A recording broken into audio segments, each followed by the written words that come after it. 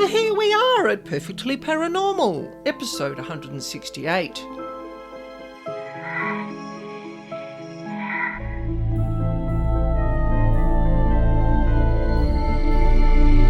My name's Anna Schmidt, and I'm here every week, yes, every week, to share with you true paranormal encounters and information about the devils, demons, and dark energy beings that no one else talks about. And today you're going to get an in-depth look at what drives demonic entities in this, our modern world, and how they've had to adapt to get what they need.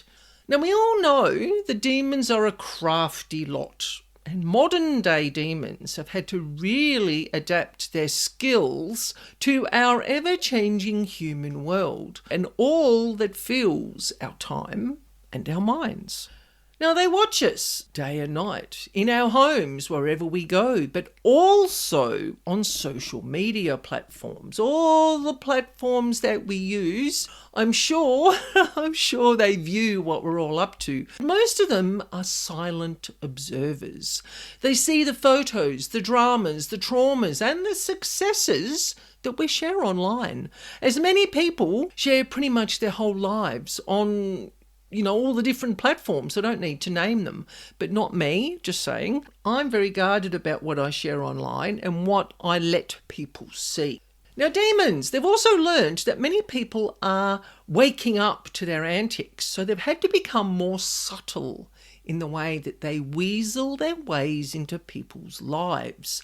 They don't use the great dramatic manifestations in the past that would have made people quake in their boots, like what we see in the movies or we read in books. People are often numbed now to violence, in movies, games, videos, you name it. People have been desensitized over the years. And there are specific reasons for that, which we might get into today or we might not. We'll just see where we go. Because it's so mainstream. No, it's so mainstream now. It's not hidden or feared like it was in the past.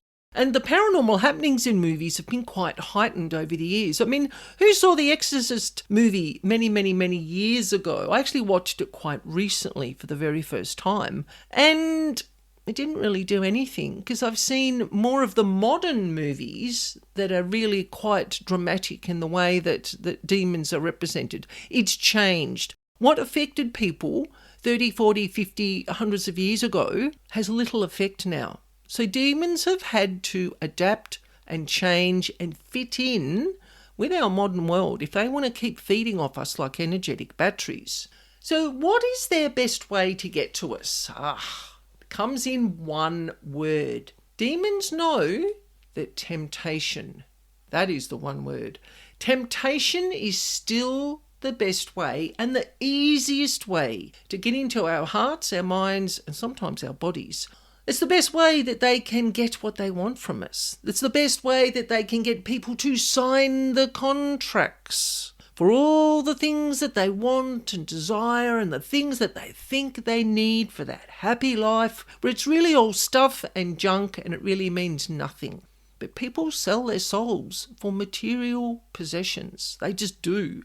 What you see in the movies quite often equates to people's lives now. It's just they want all the stuff because they think it's going to make them powerful or look successful in their lives. It's that en masse materialistic possession of, big homes, fast cars, lots of money. Temptation on all levels is presented in all forms of advertising everywhere. It's hard to escape it. And who hasn't occasionally fallen for advertising that made you feel less of a person because you don't have a particular thing, or you haven't been to a particular holiday location, or you don't have something that the person has next door? I mean, really, it all comes down to morals, ethics, values, and what you think we're all here for, really. It's all personal choice. Now, even religion has been overtaken in many places by material success. And this is one of the ways that demons disguise themselves, is they draw people away from religion. I mean, you're either following the religious path or you follow the spiritual path or you sit on the fence. I don't judge anybody. But a lot of people are drawn away from religion because they are told or they feel or they sense that it doesn't give them what they need. Now, who's driving those thoughts? It's got to be the devil. It's got to be the demons. It's got to be his henchmen whispering in people's ears during the day, during the night, in their dreams, when they're out socialising, when they're at work. There is this constant battle for our attention, and the demons win quite often because people are filled with, and this is a generalization here, so please don't think that I'm attacking anyone. I'm just generalizing the conversation. People are filled with ego, greed, desire, wants. Haven't you ever seen on YouTube, I'm going to sidetrack here just slightly, people who downsize into tiny homes? They find, a lot of them, because I watch a lot of these videos, they find that they enjoy having less stuff. It doesn't clutter their homes. It doesn't clutter their minds. They feel freer. When demons fill our minds with the thoughts that we have to have stuff and then we get the stuff, does the stuff really make us happy, or do we then need more stuff to make us feel more happy? And it just becomes an ongoing cycle. They have specific ways of behaving and they've had to adapt because people are very need-driven now. Or I shouldn't say that. They're not need-driven. People are very want-driven. There's a big difference between what you need and what you want. Ah, yes, we were talking about religion. The temptations of modern life have bedazzled many, many people. It's sad but true. But demons take advantage of this. They really do. That faith and that connection to God, or your chosen higher vibrational support network or support person, gives people protection from demonic entities. It gives people a focus. When you are following a particular spiritual path or a religious path, I like to include both, you're focusing on positivity. When you don't have that spiritual guidance or that spiritual connection or that attention on the spiritual or their attention on your religious beliefs, people fall into states of negative behaviour, and that's exactly where the demons want you.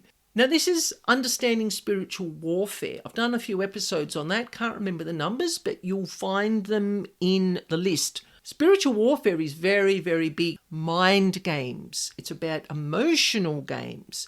It's about drama and tricking people.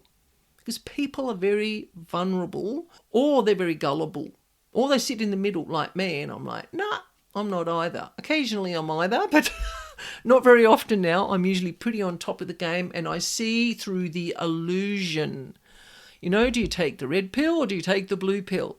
It's kind of how it is, isn't it? I'm a red pill girl. I want to know the truth. I want to see through that illusion. I want to break the barriers. This is why I talk about spiritual warfare and demonic entities and what I know of them. I don't know everything. I'm not an expert. I only share with you what I know, but it is one perspective that not many people share. And I'm very open and honest about it. So demons still will use our triggers. That's their baseline. But they've had to update them and change them and look at people and modernize what people's triggers are now. So temptation probably sits at number one for most people. That hasn't changed. But there's all the other 7 deadly sins that run amok in society. And demons lap up every single one and everything that we create with them. I mean, they're very basic. They're very simple. I'm actually going to look them up right now because I didn't write them down. Okay, the 7 deadly sins. Pride, greed, lust, envy, gluttony, wrath, and sloth. I mean, they have been around forever, and there are entities attached to every single one of those sins. Now, some people won't call them sins because that sin is a religious word, but they are all part of how entities will trap us in the environment.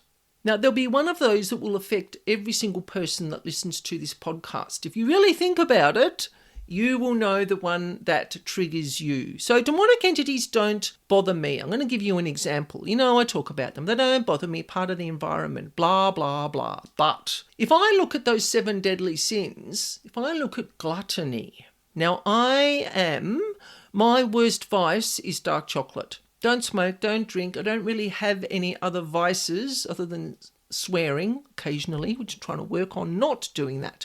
But dark chocolate is my trigger.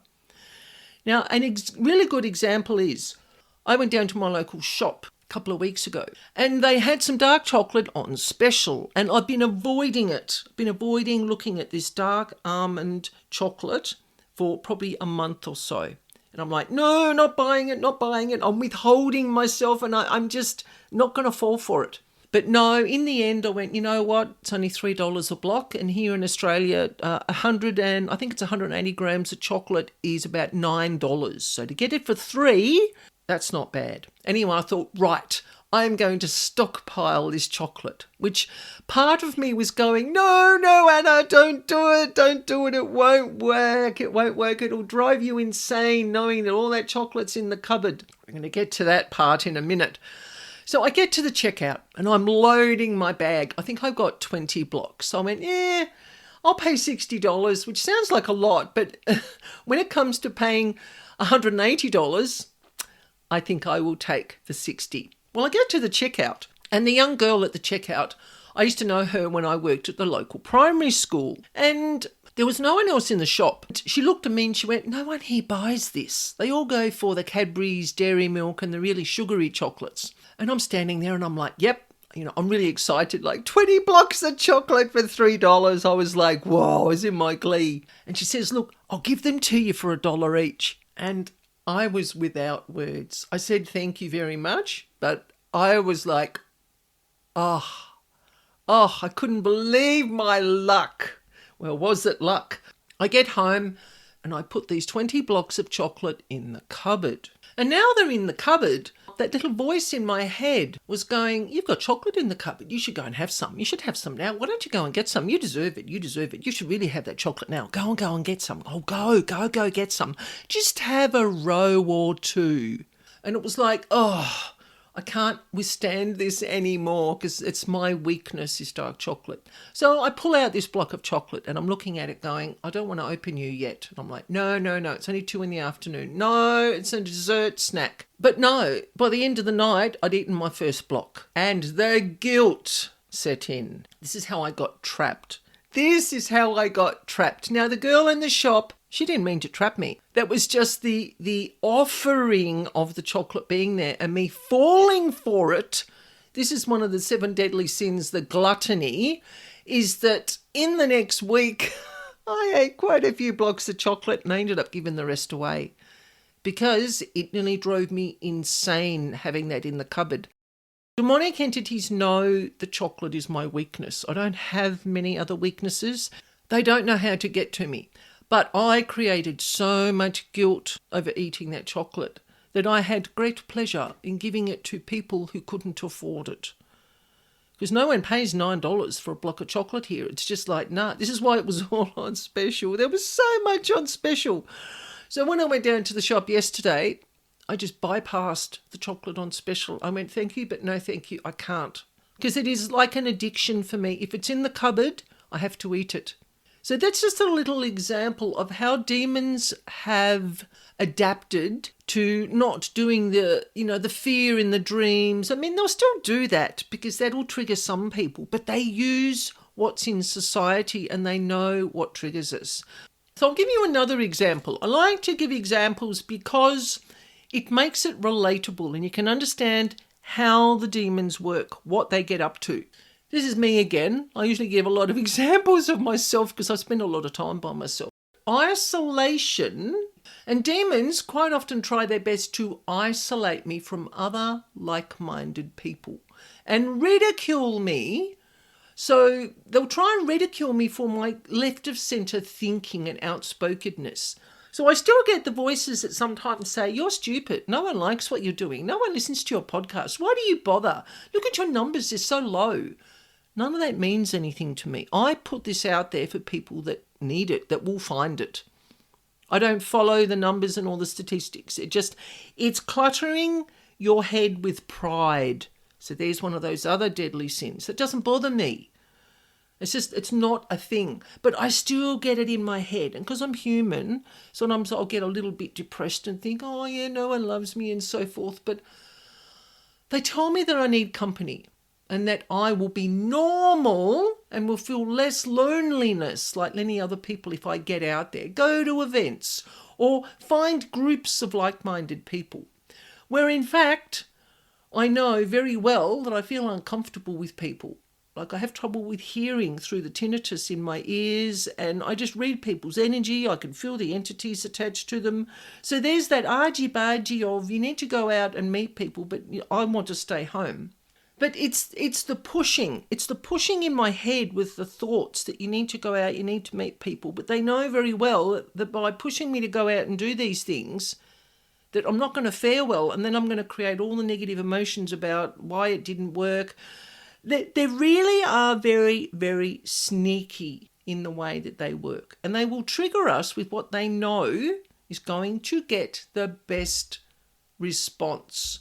So have you ever encountered demons in the modern world? Have you ever had those thoughts that you knew wasn't you, and it's been driving you towards doing something or saying something or hurting yourself or hurting someone else? It can be mental health issues, it can be medical issues. Energetic perspectives always come third on the list, but it is a possibility. So we have to be aware of how these entities work in society. If an opportunity seems too good to be true, do your homework before you sign on the dotted line, because you might be very well signing away your soul in a sense. You've really got to be aware of how they work, because they know that we are so fast-paced these days. Everything is fast, fast, fast. We don't slow down enough to read between the lines and see what really is being offered. So if I had have stood there at the chocolate aisle where all these chocolates were stacked and actually thought about it and went, okay, if I put all that in my cupboard, how am I going to feel? See, I didn't think about that. I thought about the bargain. And it sent me on a bit of a roller coaster for a while. But all that chocolate went to happy homes, so none of it was wasted, none of it was thrown out, and I don't feel guilty now. I did, probably for about a month. I actually felt very, very guilty. But now as I'm recording this, I'm like, no, I've learnt the lesson. And that's the thing about this, is if you make a mistake and you fall in a hole with this, like I did with the chocolate, don't feel guilty, don't feel shameful, just recognise that you have made a mistake and that you're not blaming the demonic entities, because they're just triggering what's already in you. They're emphasising what is already there. But you have to be really smart and really savvy, not fall for the tricks.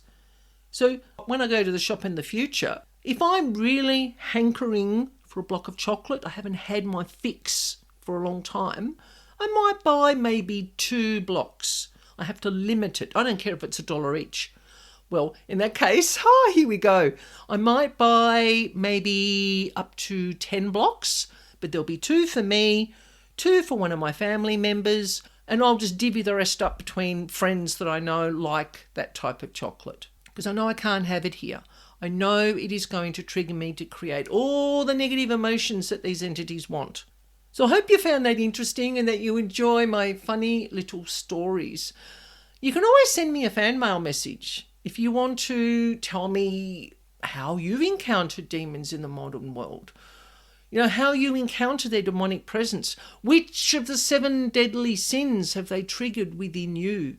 You can send me a fan mail message, you can send me an email. All the details are in the transcript and also in the description box. So in episode 169, this is what I call a listener's comments episode, when you're going to hear what type of paranormal happenings scare people the most.